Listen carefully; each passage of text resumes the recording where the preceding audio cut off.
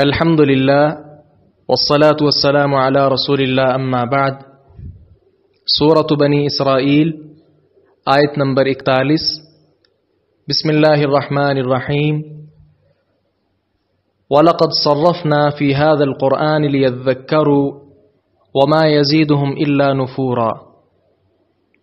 وَلَقَدْ اور بلا شبہ یقیناً، صرفنا ہم نے پھیر کر بیان کیا، فی هذا القرآن اس قرآن میں، لیذکروا تاکہ وہ نصیحت حاصل کریں، وما یزیدہم اور انہیں نہیں اضافہ کرتا، الا نفورا مگر نفرت میں۔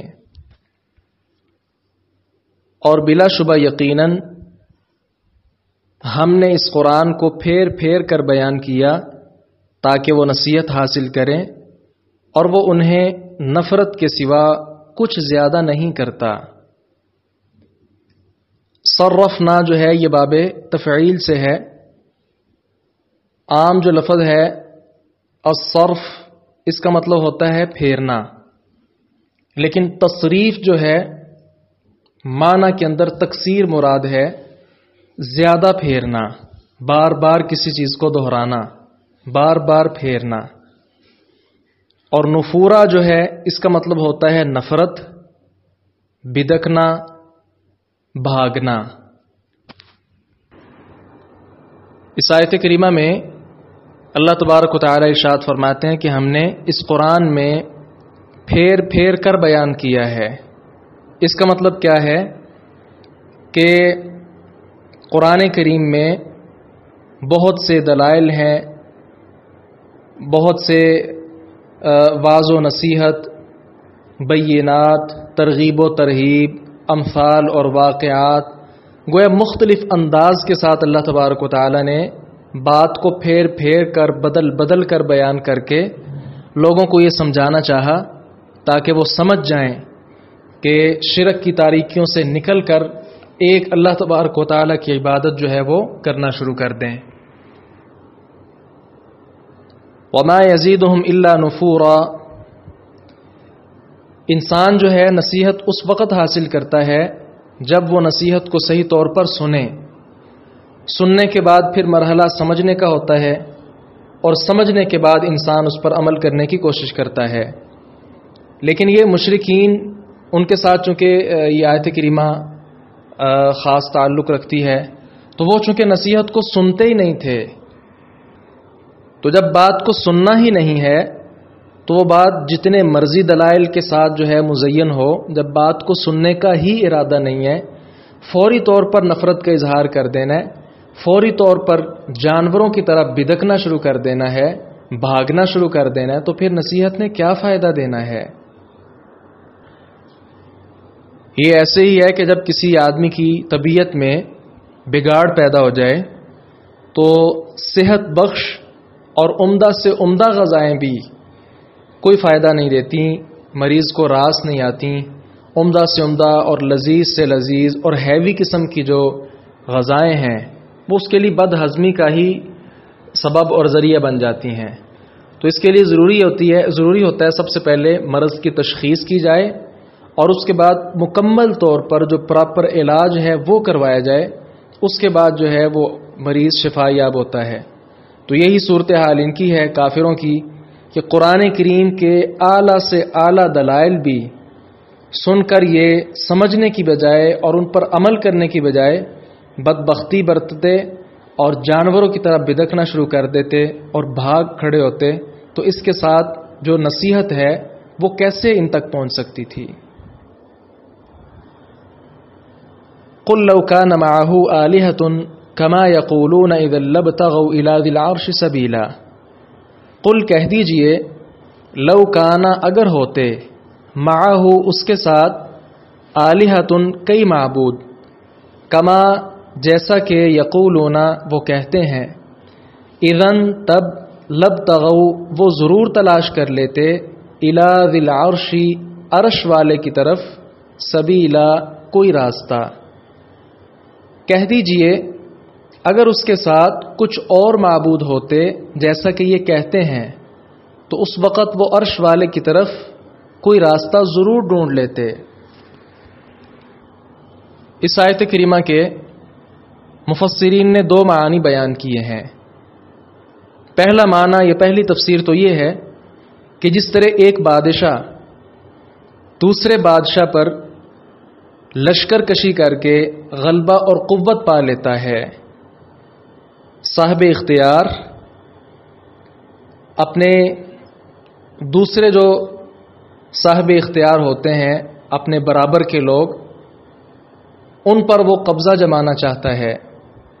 اس کی مثال یوں لے لیں جس طرح آج کل یہ سیاسی پارٹیاں ہیں، یہ اس وقت جو کھلواڑ بنا ہوا ہے، ایک پارٹی اوپر آتی ہے اور حزب اختلاف جتنی پارٹیاں وہ ساری کی ساری مل کر اس کی ٹانگیں کھینچنا شروع کر دیتے ہیں۔ تو اسی طرح یہ لوگ اگر اپنے آپ کو معبود سمجھتے ہیں، یعنی مشرکین، انہوں نے اپنے معبودان باطلہ بنائے ہوئے ہیں، تو ان کے ہاں یہ بھی معبود ہیں اور اہل اسلام کے ہاں اللہ تعالی معبود ہے، تو پھر یہ سارے کے سارے معبودان باطلہ مل کر اللہ تعالیٰ کا مقابلہ کیوں نہیں کر سکتے؟ جس طرح عام چلتا ہے کہ اپنے مخالف کا مقابلہ کیا جاتا ہے اور اس پر غلبہ حاصل کیا جاتا ہے اور اپنے اختیارات جو ہیں اس میں وسعت ہر کوئی چاہتا ہے، تو یہ معبود یہاں تک ہی کیوں ہیں؟ ان کا اختیار وسیع کیوں نہیں ہوتا؟ اپنا اختیار وسیع کر کے اللہ تعالیٰ پر نعوذ باللہ یہ قبضہ کیوں نہیں جما لیتے؟ عرش تک کیوں نہیں پہنچ سکتے؟ جائیں اور اس کا تخت الٹ دیں، اور اس قسم کی باتیں جو ہے اہل علم نے لکھی ہیں۔ لیکن ایسا چونکہ ہو نہیں سکتا، اختیاری نہیں ہے، حقیقی معبود ہی اللہ تبارک و تعالی ہے، اس کے علاوہ یہ سارے کے سارے معبودان باطلہ ہیں جن کی اللہ تعالیٰ کے ہاں ذرہ بھی حیثیت نہیں ہے۔ صدیاں گزر چکی ہیں اور ہزاروں سال سے معبودان باطلہ کی پرستش ہو رہی ہے، لیکن ہرگز بھی اللہ تبارک و تعالیٰ کو کسی قسم کا نفع یا نقصان یہ لوگ نہیں پہنچا سکتے۔ دوسرا معنی مفسرین نے یہ بیان کیا ہے کہ جس طرح مشرکین کا کہنا تھا کہ ان کے ذریعے ہم اللہ کا قرب حاصل کرتے ہیں، تو یہ اس کا بھی جواب ہے اس آیت کریمہ میں کہ یہ معبودان باطلہ اب تک اللہ تعالیٰ کا قرب حاصل کیوں نہیں کر سکتے۔ ان 2 معانی کے ساتھ مزید اس آیت کریمہ کی تفسیر کے حوالے سے یہ بات یاد رکھیں۔ پہلی بات تو یہ ہے کہ اللہ تبارک و تعالی عرش پر مستوی ہے، الی ذی العرش کے الفاظ ہیں، عرش والا۔ دیگر آیات میں بھی الرحمن علی العرش استوى اور بھی دلائل موجود ہیں کہ اللہ تعالی عرش پر ہے۔ تو یہاں سے ہمارے ہاں موجود بعض مسالک کے جو لوگ ہیں ان کا گمراہ کن عقیدہ اور نظریہ جو ہے کہ اللہ تبارک و تعالی نعوذ باللہ ہر مخلوق میں حلول کرتا ہے، ہر جگہ ہے، یہ ساری باتیں غلط ہیں۔ اللہ تعالیٰ عرش پر مستوی ہے۔ اور دوسری بات یہ سمجھ آئی کہ کوئی مخلوق بھی عرش تک نہیں پہنچ سکتی۔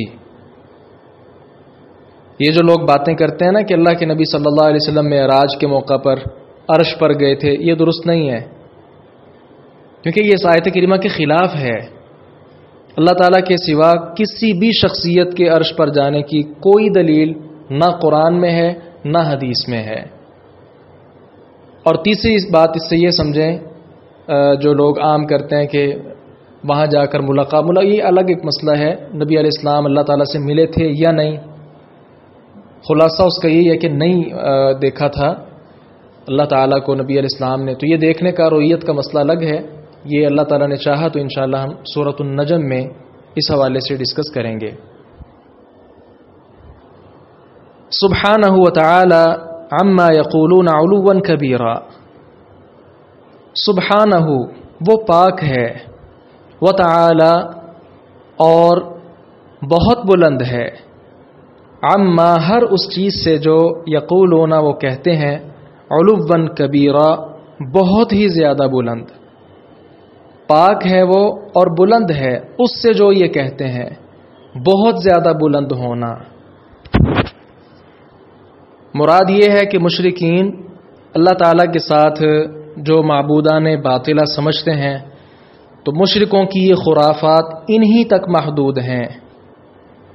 اللہ تعالیٰ کی ذات کو اس سے کوئی فرق نہیں پڑتا، ایسے ہر قسم کے بیہودہ خیالات سے اللہ تبارک و تعالیٰ کی جو ذات ہے وہ بہت پاکیزہ اور بلند ہے۔ تسبح له السماوات السبع والارض ومن فیہن، تسبح پاکیزگی بیان کرتے ہیں، لہو اس کی، السماوات السبع سات آسمان، والارض اور زمین، ومن فیہن اور جو کچھ بھی ان میں ہے، وَإِن اور نہیں، من شیء کوئی چیز بھی، الا مگر، یسبح وہ تسبیح کرتی ہے، بحمدہ اس کی تعریف کے ساتھ، ولیکن اور لیکن، لا تفقہون تم نہیں سمجھتے، تسبیحہم ان کی تسبیح، انہ بے شک وہ، کانا شروع سے ہی، حلیمن بے حد بردبار، غفورا بہت بخشنے والا ہے۔ ساتوں آسمان اور زمین اس کی تسبیح کرتے ہیں، اور وہ بھی جو ان میں ہیں، اور کوئی بھی چیز نہیں مگر اس کی حمد کے ساتھ تسبیح کرتی ہے، اور لیکن ان کی تسبیح تم نہیں سمجھتے، بے شک وہ ہمیشہ سے بہت زیادہ بردبار، بہت زیادہ بخشنے والا ہے۔ اس آیت کریمہ کا مفہوم جیسا کہ آیت کے ظاہری معنی سے ہی معلوم ہو رہا ہے کہ زمین و آسمان اور ان کے درمیان جو کچھ بھی ہے اللہ تبارک و تعالیٰ کی تسبیح بیان کر رہی ہے۔ پھر یہ جو لفظ ہے سابح یسبح سے، اس کا مطلب ہوتا ہے پانی یا ہوا میں تیزی سے چلنا، اور اسی طرح سابح سبحن اور سباحہ اس کا مطلب ہوتا ہے ستاروں کا افلاک میں تیز چلنا، وَكُلٌّ فِي فَلَكٍ يَسْبَحُونَ، اسی طرح گھوڑے کا تیز چلنا جیسا کہ وہ سابحاتی سبحا، لیکن یہاں التسبیح کا لفظ بولا گیا ہے، تسبیح، سبح یسبح باب تفعیل سے۔ اس کا مطلب کیا ہے؟ اللہ تعالیٰ کو ہر قسم کے عیوب اور نقائص سے منزہ قرار دینا، کہ اللہ تعالیٰ ہر قسم کے عیب اور ہر قسم کی کمی سے بالکل پاک ہے۔ جی، اب آتے ہیں اس بات کی طرف کہ کیا واقعی ساری چیزیں اللہ تعالیٰ کی تسبیح بیان کرتی ہیں؟ اس کا جواب یہ ہے، یقینی طور پر اللہ تعالیٰ کی بنائی ہوئی ہر چیز، وہ آسمان ہو، زمین ہو، یا اس کے اندر موجود چھوٹی سی چھوٹی اللہ تبارک و تعالیٰ کی مخلوق ہو، ساری کی ساری اللہ تبارک و تعالیٰ کی تسبیح بیان یقینی طور پر کرتی ہے۔ اس آیت کا بھی یہی مطلب ہے۔ بعض لوگوں کا جو نظریہ ہے کہ یہ ساری کی ساری جو مخلوقات ہیں، یہ اللہ تعالیٰ کی بنائی ہوئی چیزیں ہیں، وہ پہاڑ ہیں، درخت ہیں، پتھر ہیں، جو کچھ بھی اللہ تعالیٰ کی مخلوق ہے، تو یہ زبان قال سے نہیں بلکہ زبان حال سے اللہ تعالیٰ کی تسبیح بیان کرتی ہیں۔ یہ نظریہ بھی غلط ہے۔ کیسے غلط ہے؟ اس لیے کہ الگ سے دلائل موجود ہیں کہ زبان قال سے چیزوں کی تسبیح بیان کرنا۔ سب سے پہلے تو سورۃ النور آیت نمبر 41 دیکھیں، کل قد علم صلاتہ وتسبیحہ، ہر ایک چیز نے یقیناً اپنی نماز اور تسبیح جان لی ہے۔ تو یہ تو ہم سمجھتے ہیں نا کہ سب سے پہلے معنی کو حقیقی معنی پر محمول کیا جاتا ہے، تو یہ حقیقی معنی پر ہی ہے۔ دوسرا سورہ صاد دیکھیں آیت نمبر 18 اور 19، انا سخرنا الجبال معه یسبحن بالعشی والاشراق والطیر محشورۃ کل له اواب، بے شک ہم نے پہاڑوں کو اس کے ہمراہ مسخر کر دیا، وہ دن کے پچھلے پہر اور سورج چڑھنے کے وقت تسبیح کرتے تھے، اور پرندوں کو بھی جب کہ وہ اکٹھے کیے ہوتے سب اس کے لیے رجوع کرنے والے تھے۔ اور تیسرا آپ دیکھیں، داؤد اور سلیمان علیہم السلام کو اللہ تعالیٰ نے پرندوں کی بولی سکھائی، چیونٹیوں اور پرندوں کا آپ کے ساتھ مخاطب ہونا، یہ بھی ملتا ہے سورۃ النمل میں۔ اسی طرح اور بھی اس پر کئی دلائل ہیں، جیسا کہ وہ صحیح بخاری حدیث نمبر 3583 جابر بن عبداللہ رضی اللہ عنہ بیان کرتے ہیں، اللہ کے نبی صلی اللہ علیہ وسلم کے لیے جب ممبر ایک تیار کیا گیا تھا تو وہ درخت جسے بطور ممبر آپ استعمال پہلے سے کرتے تھے اس نے رونا شروع کر دیا۔ صحابہ کرام فرماتے ہیں کہ جس طرح ایک چھوٹا بچہ روتا ہے اس رونے کی آواز ہم نے سنی۔ اسی طرح پانچویں دلیل صحیح بخاری حدیث نمبر 1361 ہے، بلکہ صحیح مسلم حدیث نمبر 2277 ہے۔ جابر بن سمرہ رضی اللہ عنہ بیان کرتے ہیں، اللہ کے نبی صلی اللہ علیہ وسلم نے ارشاد فرمایا، وہ جو معروف روایت ہے، انی لأعلم حجرا، میں یقینی طور پر اس پتھر کو جانتا ہوں کہ جو مکہ میں نبوت سے پہلے مجھے سلام کیا کرتا تھا، میں اب بھی اس کو پہچانتا ہوں۔ صحیح روایت ہے۔ اب بظاہر دیکھنے میں وہ پتھر ہے بھی پتھر، حقیقی اور معنوی نظر آ رہی کہ پتھر ہے، اس کی زبان نہیں ہے، لیکن پھر بھی نبی علیہ السلام کو سلام کر رہے۔ اور بھی اس کے کئی دلائل موجود ہیں۔ چھٹی دلیل کے طور پر آپ صحیح بخاری حدیث نمبر 3579 یہ سامنے رکھیں۔ عبداللہ بن مسعود رضی اللہ عنہ فرماتے ہیں، وَلَقَدْ كُنَّا نَسْمَعُ تَسْبِيحَ الطَّعَامِ وَهُوَ يُؤْكَلُ، ہم اللہ کے رسول صلی اللہ علیہ وسلم کے زمانے میں یقینی طور پر کھانے کی تسبیح سنتے تھے جبکہ وہ کھایا جا رہا ہوتا تھا۔ لقمہ لیا اور کھانا کھایا جا رہا ہے، اور کھانے میں سے اللہ تبارک و تعالیٰ کی تسبیح بیان کی جا رہی ہے، کھانا بیان کر رہے۔ لہذا یہ جو بعض لوگوں کا نظریہ ہے کہ ہم مانتے ہیں آیت کو، در حقیقت نہیں مانتے نا، مانتے ہیں لیکن یہ ساری چونکہ یہ دیوار ہے ہمارے سامنے، یہ بول نہیں سکتی، اور اس قسم کی جو چیزیں ہیں ان کی زبان ہی نہیں ہے، وہ کیسے بول سکتی ہیں؟ انہیں کہیں کہ آپ اگر تفصیل میں یا دیگر دلائل ہم نے جو بھی پیش کیے ان کی سمجھ میں نہیں آتے تو قرآن کریم کی یہی آیت کا ٹکڑا یاد کر لیں، وَلَٰكِن لَّا تَفْقَهُونَ تَسْبِيحَهُمْ، آپ ان کے تسبیحات کو نہیں سمجھتے، تو جب نہیں سمجھتے تو بہت زیادہ سمجھنے کی کیا ضرورت ہے؟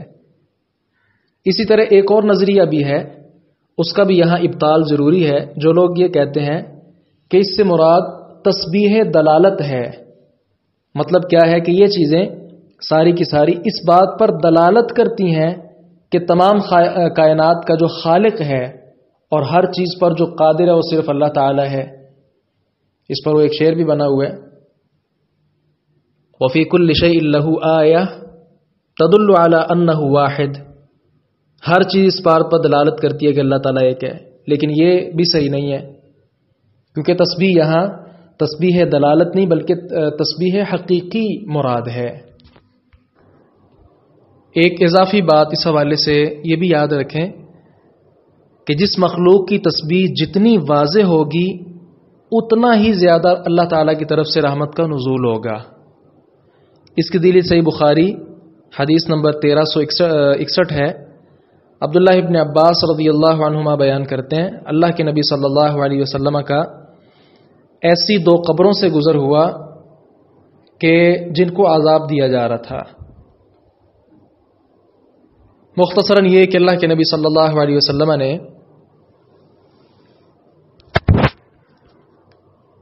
قبر پر ایک ٹہنی کی دو شاخیں بنا کر انہیں قبر میں گاڑ دیا، اور ساتھ اللہ کے نبی صلی اللہ علیہ وسلم نے فرمایا جب تک یہ خشک نہ ہو جائیں امید ہے ان پر عذاب جو ہے وہ کم رہے گا۔ تو اس سے ہی پتہ چلا کہ ہر ٹہنی کی تسبیح سوکھی ٹہنی سے زیادہ مؤثر اور قابل فہم ہوتی ہے۔ لیکن اس اضافی بات کے ساتھ یہ یاد رکھنا بھی ضروری ہے کہ یہ اللہ کے نبی صلی اللہ علیہ وسلم کے ساتھ خاص تھا، آپ کو اللہ تعالیٰ کی طرف سے بتایا گیا کہ ان کو عذاب ہو رہا ہے۔ اب لوگ ایسے ہی جب آدمی کو دفناتے ہیں تو 60 ٹہنیاں بھی جو ہے وہ گاڑنا شروع کر دیتے ہیں، یہ مناسب طریقہ نہیں ہے، بلکہ یہ مردے پر میت پر سوء ظن ہے، برا گمان ہے کہ ممکن ہے اس کو عذاب ہو رہا ہو، یہ برا گمان ہے اپنے بھائی کے بارے میں۔ اور ہمیں پتہ ہے نہیں اس کو عذاب دیا جا رہا ہے اور ایسے ٹہنیاں لگا رہے ہیں. علی کل حال اس بات پر اہل علم متفق ہیں کہ یہ نبی کریم صلی اللہ علیہ وسلم کے ساتھ خاص تھا. اب ایسا کرنا یہ مناسب نہیں ہے. آیت کے آخر میں فرمایا انہ کان حلیما غفورا. اس کا مطلب کیا ہے کہ اللہ تبارک و تعالیٰ اپنی نافرمانی کرنے والے کی فوراً گرفت نہیں کرتا. اللہ تعالیٰ کی گستاخیاں اور نافرمانیاں ہوتی رہتی ہیں، وہ دیکھتا رہتا ہے اور قدرت رکھنے کے باوجود بھی درگزر کرتا ہے. فوراً عذاب نہیں بھیجتا، رزق بند نہیں کرتا، اپنی خاص نعمتوں سے محروم نہیں کرتا. یہ اللہ تبارک و تعالیٰ کا کمال درجے کا حلم، بردباری اور بخشنے والی جو صفت ہے اس کا ذکر ہے. لیکن اس کے ساتھ یہ بھی یاد رکھیں کہ جب حدوں کو لوگ کراس کر جائیں اس وقت پھر اللہ تبارک و تعالیٰ کی جو پکڑ ہے یہ بھی بہت سخت ہے. ابو موسیٰ اشعری رضی اللہ عنہ بیان کرتے ہیں اللہ کے نبی صلی اللہ علیہ وسلم نے فرمایا اللہ تعالیٰ ظالموں کو مہلت دیتا رہتا ہے مگر جب ان کی گرفت کرتا ہے تو پھر بالکل بھی نہیں چھوڑتا.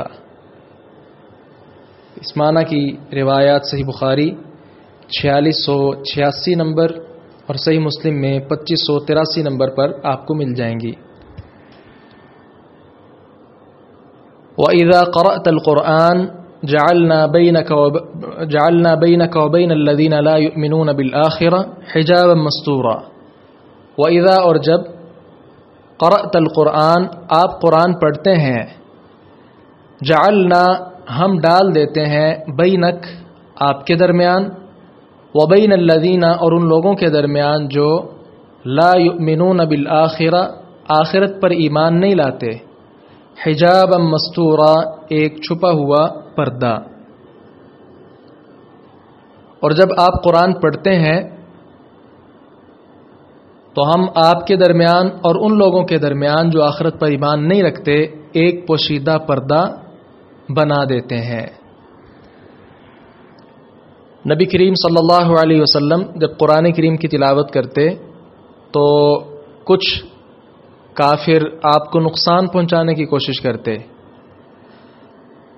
اس وقت اللہ تبارک و تعالیٰ کی طرف سے آپ کے اور ان کے درمیان ایسا پردہ حائل ہو جاتا کہ پھر ان کو آپ صلی اللہ علیہ وسلم نظر نہیں آتے تھے، جس کے نتیجے میں کسی بھی قسم کا نقصان یا تکلیف وہ آپ کو نہیں پہنچا سکتے تھے.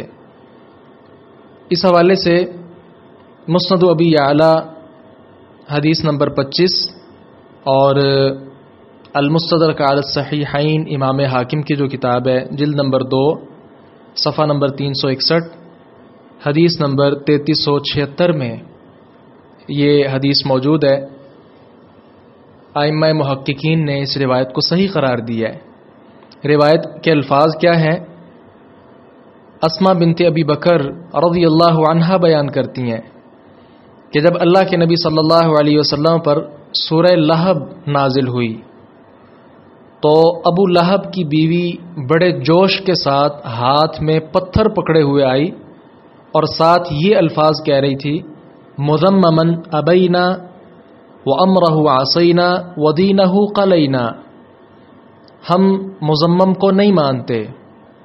قابل مذمت جو آدمی ہے جس پر سارے لوگ تنکیر کرتے ہیں ہم نہیں اس کو مانتے اور اس کے حکم کی اطاعت نہیں کرتے اور اس کے دین سے دشمنی رکھتے ہیں.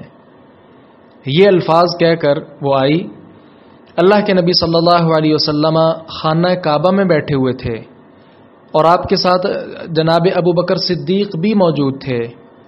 ابو بکر رضی اللہ عنہ کہنے لگے اے اللہ کے رسول یہ عورت آ رہی ہے اور مجھے خوف ہے کہ یہ آپ کو دیکھ لے گی.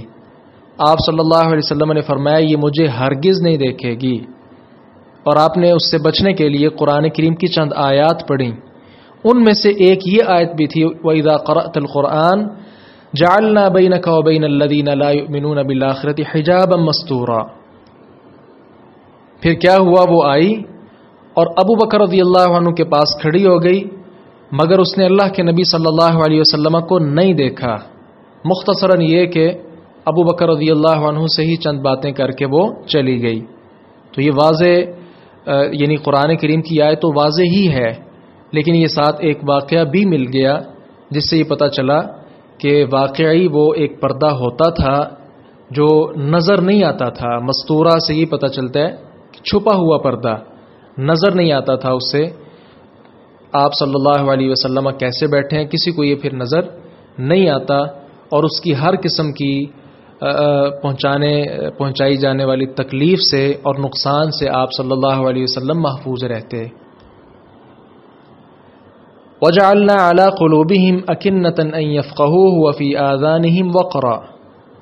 وَجَعَلْنَا اور ہم نے بنا دیے عَلَىٰ قُلُوبِهِمْ ان کے دلوں پر أَكِنَّةً پردے، ان کے یفقہوہ وہ اسے سمجھیں، وفی آذانہم اور ان کے کانوں میں وقرن بوجھ، وَإِذَا اور جب ذکرتا آپ ذکر کرتے ہیں ربک اپنے رب کا، فی القرآن قرآن میں، وحدہ اس اکیلے کا، ولو وہ پھر جاتے ہیں علی ادبارہم اپنی پیٹھوں پر، نفورا نفرت کرتے ہوئے.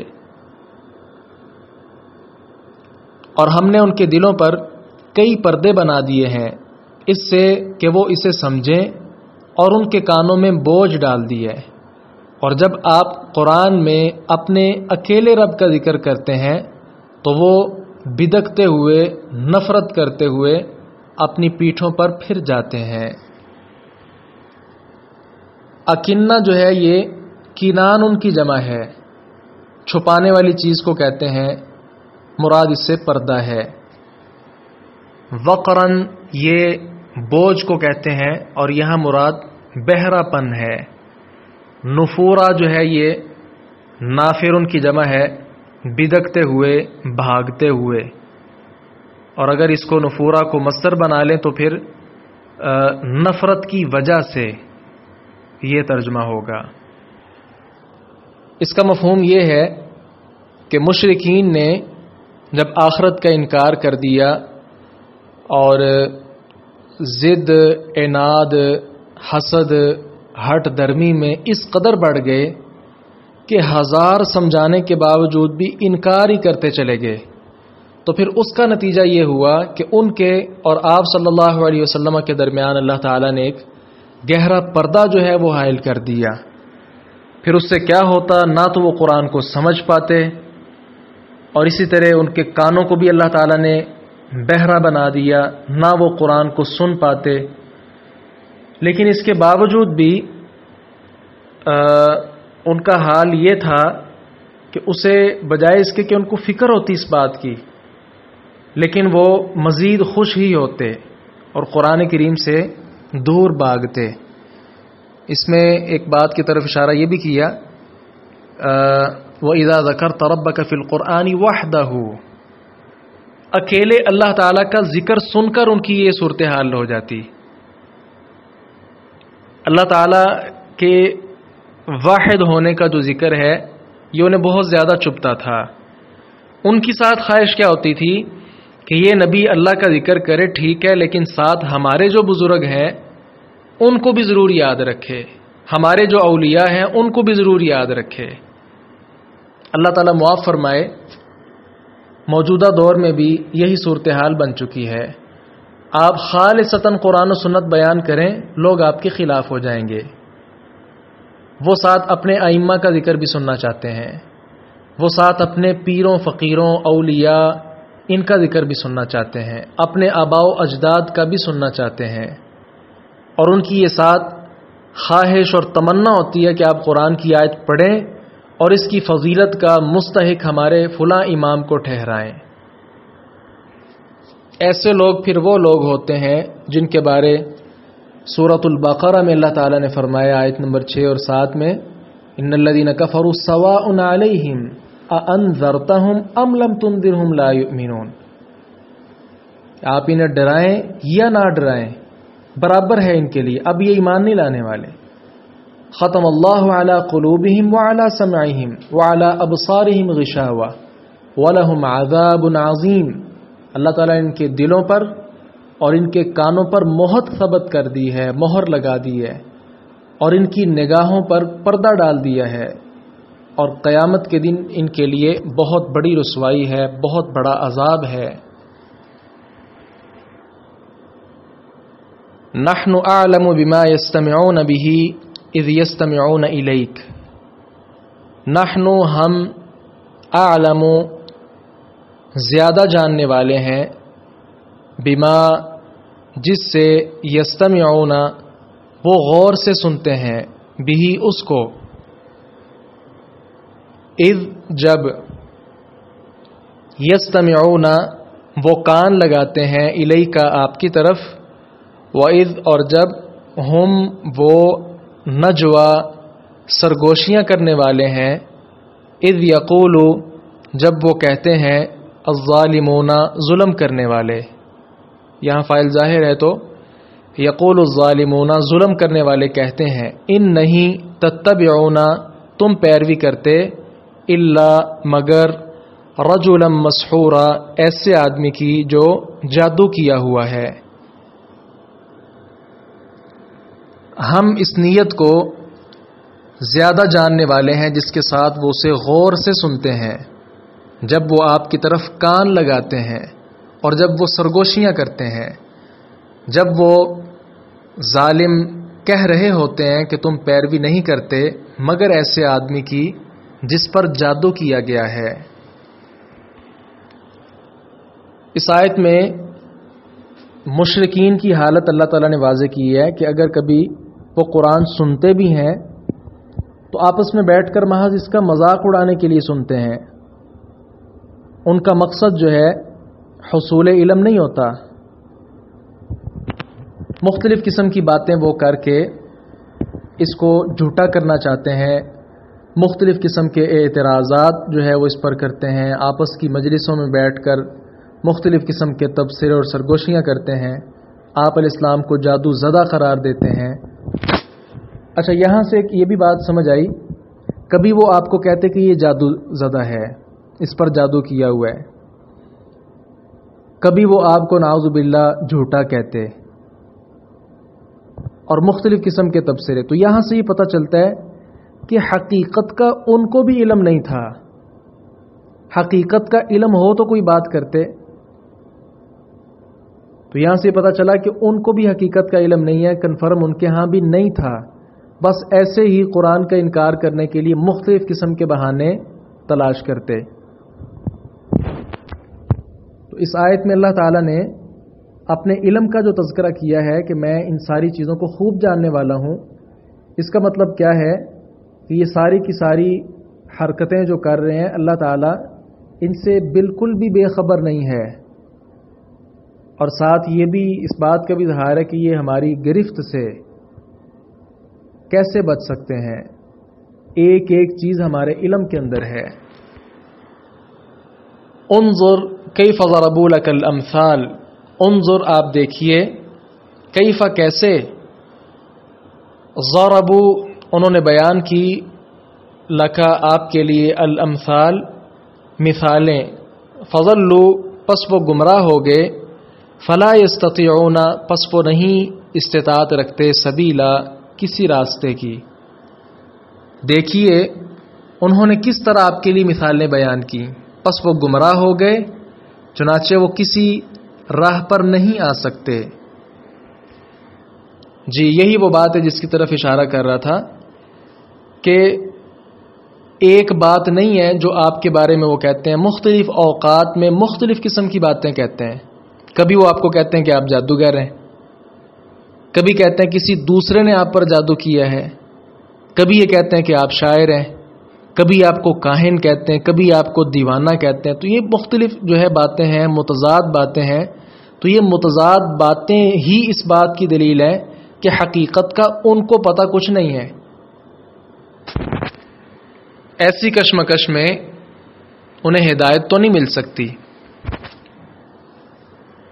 وقالوا اذا كنا عظاما ورفاتا ائنا لمبعوثون خلقا جديدا، وقالوا اور انہوں نے کہا، اذا کیا جب، کنا ہم ہو جائیں گے، عظاما ہڈیاں، ورفاتا اور ریزہ ریزہ، ائنا کیا بے شک ہم لمبعوثون یقیناً اٹھائے جانے والے ہیں خلقا جدیدا نئے سرے سے پیدا کر کے. اور انہوں نے کہا جب ہم ہڈیاں اور ریزہ ریزہ ہو جائیں گے تو کیا واقعی ہم ضرور نئے سرے سے پیدا کر کے اٹھائے جانے والے ہیں. رفاتن جو ہے یہ رافت یرفتو باب ناصرہ ضرب بھی بن جاتا ہے، اس سے فتاتن کی طرح ہے وہ چیز جو ریزہ ریزہ کر کے مٹی میں ملا دی جاتی ہے. یہاں سے اللہ تبارک و تعالی اپنی الوہیت اور اللہ کے نبی علیہ السلام کی نبوت کے بعد قیامت پر کفار کے جو اعتراضات ہیں ان کا ذکر کر کے اس کا جواب دے رہے ہیں. قل کہہ دیجئے کونو تم ہو جاؤ حجارتن پتھر او حدیدہ یا لوہا. کہہ دیجئے تم کسی قسم کے پتھر بن جاؤ یا لوہا بن جاؤ.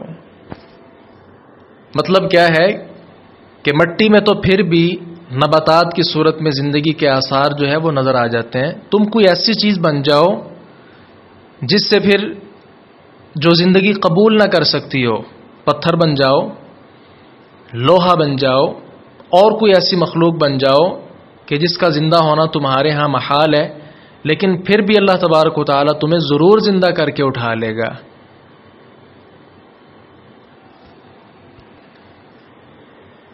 او خلقا مما یکبر فی صدورکم، او خلقا یا کوئی اور مخلوق، مما اس سے جو یکبرو بڑی ہو، فی صدورکم تمہارے سینوں میں، فسیقولون پس ان قریب وہ کہیں گے، من کون ہے، یعیدنا جو ہمیں دوبارہ لوٹائے گا. قل کہہ دیجئے الذی وہ ذات جس نے فطرکم تمہیں پہلی مرتبہ پیدا کیا، اول مرہ پہلی مرتبہ، فطرہ کے اندر بھی پہلی مرتبہ والا معنی موجود ہے. فسینغضون پس ان قریب وہ ہلائیں گے الیک آپ کی طرف، رؤوسہم اپنے سر، ویقولون اور کہیں گے متاہ وہ کب ہوگا. قل کہہ دیجئے عسا ہو سکتا ہے ان یکون قریبا کہ وہ قریب ہو، یا کوئی ایسی مخلوق جو تمہارے سینوں میں بڑی معلوم ہو. ان قریب وہ کہیں گے کون ہمیں دوبارہ پیدا کرے گا. کہہ دیجئے وہی جس نے تمہیں پہلی مرتبہ پیدا کیا. تو ضرور وہ آپ کی طرف اپنے سر تعجب سے ہلائیں گے اور کہیں گے کہ یہ کب ہوگا. کہہ دیجئے امید ہے کہ وہ قریب ہے. اللہ تبارک و تعالیٰ نے پہلی مرتبہ ان کو پیدا کیا. کیا مطلب؟ جب یہ کچھ بھی نہیں تھے، نہ ان کا وجود تھا اور نہ کوئی نقشہ موجود تھا جس نقشے کے تحت ان کو بنایا جاتا، کچھ بھی نہیں تھا. اللہ تبارک و تعالیٰ نے ان کو پیدا کیا. اب پیدا کرنے کے بعد دوبارہ اٹھانا اللہ تعالیٰ کے لیے یہ کون سی مشکل والی بات ہے. جبکہ قاعدہ تو یہ ہوتا ہے کہ جب کوئی آدمی نئی چیز بناتا ہے، کوئی مشینری بناتا ہے، اس طرح کی چیز، پہلی مرتبہ اس کو مشکل پیش آتی ہے، لیکن جب بعد میں وہ تیار کرتا ہے پروڈکٹ، اس وقت اس کو مشکل نہیں ہوتی. تو اللہ تبارک و تعالیٰ نے پہلی مرتبہ تمہیں پیدا کر لیا آسانی کے ساتھ، اس کے ہاں کچھ بھی مشکل نہیں تھا، تو دوسری مرتبہ تمہیں اٹھانا، زندہ کرنا، یہ اس کے لیے کیسے مشکل ہے. فَسَيُنْغِضُونَ إِلَيْكَ رُؤُوسَهُمْ انغضا ينغضو یہ باب فعال سے ہے. اس کا مطلب ہوتا ہے تعجب یا مذاق کے طور پر سر کو ہلانا، یعنی لاجواب ہو کر یہ پوچھیں گے اچھا تو بتاؤ یہ قیامت کب ہوگی. یہ ایسے ہی ہے کہ جیسے کوئی طالب علم، اسے پتا تو ہو کہ امتحان کا وقت آنا ہے، لیکن صرف اس قسم کے سوال کرتا رہے کہ تاریخ کنفرم ہو گئی ہے، کس تاریخ کو امتحان آنے والا ہے، بس اس قسم کی ہی باتیں کرتا جائے، تو اس کے احمق ہونے میں، بے وقوف ہونے میں کوئی شک نہیں ہے. اور بھائی آپ کو کیا اتنا تو پتہ نا امتحان ہوگا، تقریباً سال بعد امتحان ہوتا ہے، ابھی تاریخ فائنل نہیں ہوئی، دن فائنل نہیں ہوا، اس کا مطلب یہ تو نہیں امتحان ہوگا ہی نہیں. تو کامیاب طالب علم وہ ہوگا کہ جو اپنی تیاری آخر تک جاری رکھے گا۔ تو اس قسم کے سوال کرنا جی قیامت کب آئے گی، اس کا وقوع پذیر ہونا، اس میں تو اختلاف نہیں ہے۔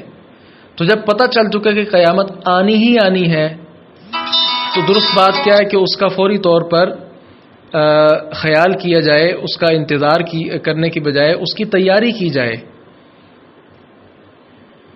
جو آدمی قیامت کی تیاری نہیں کرتا، صرف اس کا انتظار ہی کرتا رہتا ہے، تو قیامت تو آ جائے گی، لیکن اس نے قیامت کے لیے کیا کیا؟ کچھ بھی نہیں۔